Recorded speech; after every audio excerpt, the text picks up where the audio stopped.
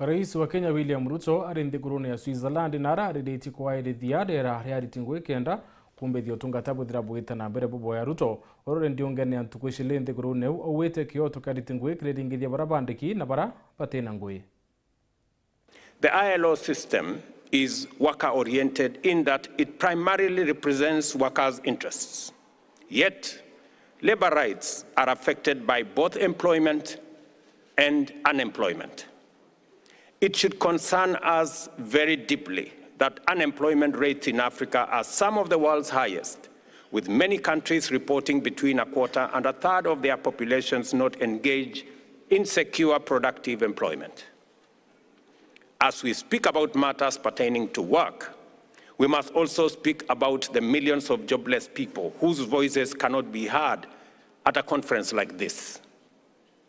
The aspirations of the unemployed matter and should be seen to matter, especially for ILO.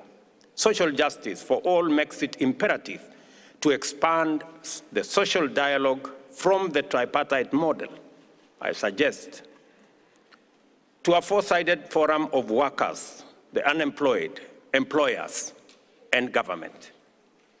Governments, employers, and workers must be equally concerned about the unemployment crisis and committed to finding sustainable solutions to it in order to bring the majority of the world's population into the ILO's traditional constituency.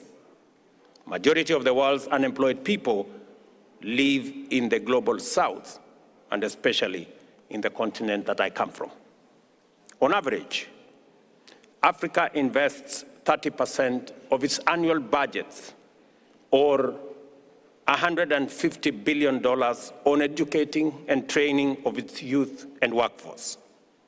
Only 30% of them join the workforce, and all the way to 70% stay unemployed.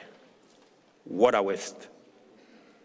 This perennial waste of human capital and productive opportunity must squarely form part of the most urgent concerns of workers, employers, as well as governments. Traditionally, it has always been a concern of the unemployed and government.